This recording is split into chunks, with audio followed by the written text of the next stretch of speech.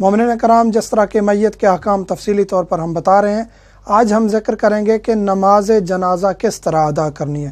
ہر مسلمان کا نماز جنازہ جس طرح غسل دینا واجب ہے، اسی طرح کفن دینا واجب ہے۔ غسل و کفن کے بعد نماز جنازہ پڑھنا بھی واجب ہے۔ جو چھوٹا بچہ ہے اس کا نماز جنازہ پڑھنا واجب نہیں ہے۔ 6 سال سے بڑے بچے سے باقی بزرگ خاتون جو بھی ہیں سب کا نماز جنازہ پڑھنا واجب ہے۔ 6 سال سے کم بچہ جو لڑکا ہے یا لڑکی، اس کا نماز جنازہ واجب نہیں ہے، مستحب ہے، یعنی قربتاً اللہ کی نیت سے پڑھ سکتے ہیں۔ نماز جنازہ ہر مسلمان کا واجب ہے، بچے کے علاوہ 6 سال سے کم کا بچہ ہو تو اس کا نماز جنازہ واجب نہیں ہے۔ غسل، کفن یہ چیزیں واجب ہیں، دفن کرنا بھی واجب ہے۔ 5 تکبیریں کہنا ضروری ہیں۔ نماز جنازہ میں 5 تکبیریں ہیں۔ اہل سنت کی 4 تکبیریں ہیں، لیکن فقہ جعفریہ میں 5 تکبیریں ہیں۔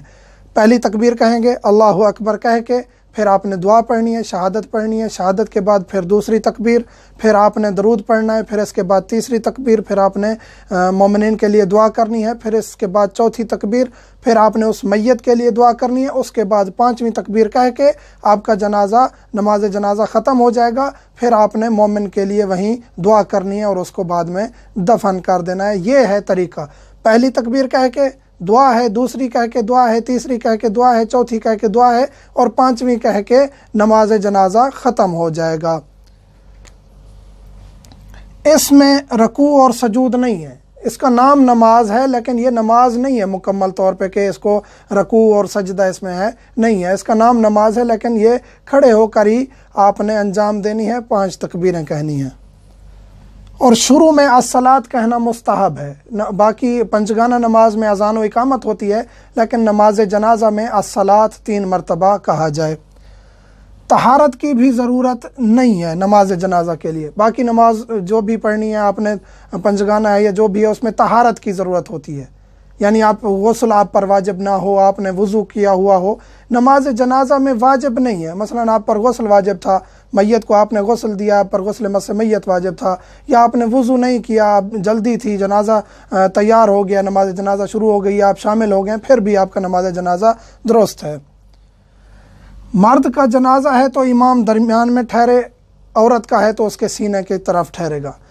جنازہ کس طرح لٹانا ہے؟ ایک تو قبلہ رخ ہونا ہے نماز پڑھنے والے نے جو جنازہ پڑھ رہے ہیں۔ میت کو اس طرح لٹانا ہے، سامنے میت لٹی ہوئی ہو، سر اس کا دائیں طرف ہو میت کا، اور اس کے پاؤں نماز پڑھنے والے کے بائیں طرف ہو۔ اسی طرح ٹھہرا ہے امام یا جو بھی جنازہ پڑھ رہا ہے، یعنی جماعت نہیں ہو رہی، اکیلا شخص پڑھ رہا ہے، جس طرح بھی ہے ایسے ٹھہرے گا۔ سامنے میت ہے، اس طرح میت لٹا دیں گے، سر اس کا دائیں طرف ہوگا، ٹانگیں اس کی بائیں طرف ہوگی۔ اگر وہ مرد ہے، لڑکا ہے، یعنی مرد کا جنازہ ہے، تو میت کے درمیان میں ٹھہرے گا، جو نماز پڑھنے والا امام ہے یا جو بھی ہے، میت کے درمیان میں ٹھہرے گا، یعنی اس کے پیٹ کے ساتھ ٹھہرے گا۔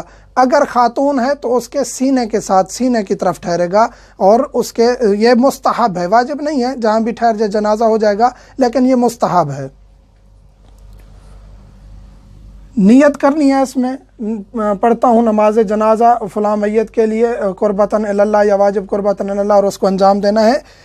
قربتاً اللہ کی نیت کرنی ہے۔ بعض مومنین کو نیت واضح نہیں ہے اور وہ ان اللہ کہہ دیتے ہیں یا ان اللہ کہہ دیتے ہیں، یہ لفظ درست نہیں ہے۔ اللہ لام ہے، اللہ، اللہ کی طرف، قربت چاہتا ہوں اللہ کی طرف۔ غائب کا جنازہ نہیں ہوتا، غائبانہ نماز جنازہ فقہ جعفریہ میں نہیں ہے۔ قبلہ رخ ہو کے نماز جنازہ پڑھنی ہے۔ میت کا نماز کے دائیں طرف ہو، یعنی نمازی کے دائیں طرف ہونا چاہیے میت کا سر، وہ میں بتا چکا ہوں۔ میت کو سیدھا لٹایا جائے، میت سیدھی لیٹی ہوئی ہو، وہ دفن میں ہے کہ اس کو اس طرح پہلو کی طرف لٹائیں تاکہ اس کا چہرہ قبلہ کی طرف ہو جاؤ۔ لیکن جب نماز جنازہ پڑھ رہے ہوں تو میت کو تابوت ہے یا نیچے لٹایا ہوا ہے تو سیدھی لیٹی ہوئی ہو، یعنی بالکل اس کے ہاتھ ایسے زمین پہ ہوں۔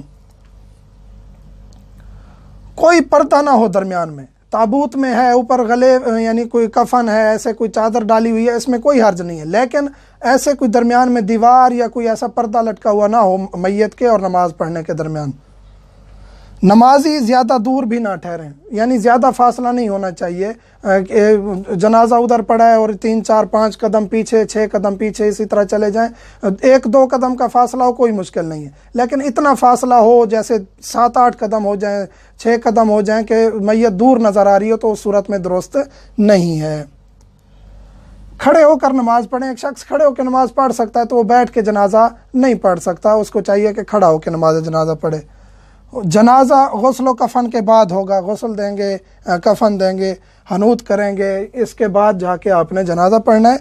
और वली की इजाज़त ली जाए, और जिस जगह पर जनाजा पढ़ रहे हैं वो मुबाह हो, किसी की जगह गस्बी ना हो, और वली से इजाज़त ली जाए, जो उसका वारिस है उससे इजाज़त ली जाए।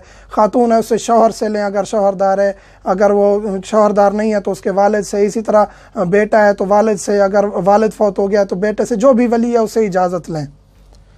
तकरार कर सकते हैं, जनाजा एक दफ़ा हो चुका है दोबारा पढ़ सकते हैं, मकरूह है। लेकिन एक बहुत मोतबर एक शख्सियत है, मुजतहिद है, बहुत बड़ी शख्सियत है, मोतबर शख्सियत है, बहुत चाहने वाले हैं उनके, और बहुत पाको पाकीज़ा ज़िंदगी गुजरी है उनकी, उसका आप जनाजा बार बार पढ़ सकते हैं। यानी एक पढ़ चुके हैं जनाजा और काफ़ी मोमिनीन बाद में आ गए हैं कि हम भी जनाजे में शरीक होना चाहते हैं, इसी तरह और आ गए हैं तो वो पढ़ सकते हैं। दरमियान में शरीक होने वाला, हाँ, जो जनाजा शुरू हो जाता है, अक्सर ये होता है कि मोमिनीन दरमियान में शरीक होते हैं, तो वो इमाम के साथ ही तीसरी, चौथी है, 5वीं तकबीर है, उसके साथ कह के और उसी के साथ शामिल हो के फिर जनाजा ख़त्म करके चले जाते हैं। ऐसा नहीं है, आप तीसरी में शामिल हुए, अपनी आप पहली तकबीर कहेंगे, उसके बाद इमाम की चौथी है आपकी दूसरी होगी, इमाम की 5वीं आपकी तीसरी होगी, उसके बाद आपने अपनी 2 तकबीरें कहनी है, तब जाके आपका नमाज जनाजा मुकम्मल होगा। तो नमाज जनाजा में जो दुआएं हैं वो क्या हैं?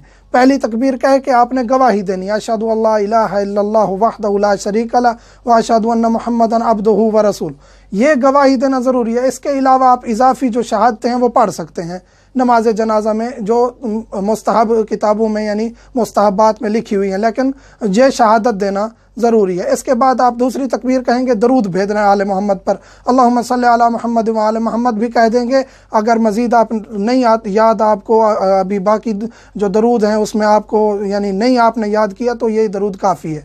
इसके बाद आप तीसरी तकबीर कह के आप अल्लाहुम्मा अग़फ़िर लिल मोमिनीन वल मोमिनात वल मुस्लिमीन, ये दुआ पढ़नी है। अगर आपको पूरी नहीं आती, अल्लाहुम्मा अग़फ़िर लिल मोमिनीन वल मोमिनात कह देंगे, काफ़ी है। इसके बाद आपने चौथी तकबीर कह के उस मैयत के लिए दुआ करनी है। जो वो दुआ है वो लंबी है, अगर आप वो नहीं पूरी पढ़ सकते, आपको याद नहीं है, तो अल्लाहुम्मा अग़फ़िर ले हाज़ल मैयत, बस ये अल्लाहुम्मा अग़फ़िर ले हाज़ल मोमिन ये भी कह देंगे, काफ़ी है।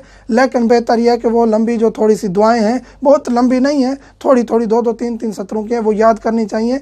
तौज़ीउल मसाइल में भी मौजूद हैं, बाकी किताबों में भी मौजूद हैं, वो याद कर लेनी चाहिए। और ये नमाज जनाजा का तरीका है। 5वीं तकबीर कह के आप नमाज जनाजा से फ़ारिग हो जाते हैं। इसमें तहारत शर्त नहीं है। बाज़ लोग कहते हैं कि वो जी उसने जूते पहने हुए थे उसका जनाजा नहीं हुआ, एहतरामन जूते उतार देने चाहिए, ताकि एक एहतराम है, फिर भी एक इंसान नमाज की शक्ल में है, किसी मोमिन का जनाजा पढ़ा जा रहा है, लेकिन जनाजा हो जाता है, वज़ू नहीं किया, ऐसे जूते पहन के ठहर गए हैं या जूते के ऊपर ठहर गए हैं जूता उतार के, तो कोई मुश्किल नहीं है, नमाज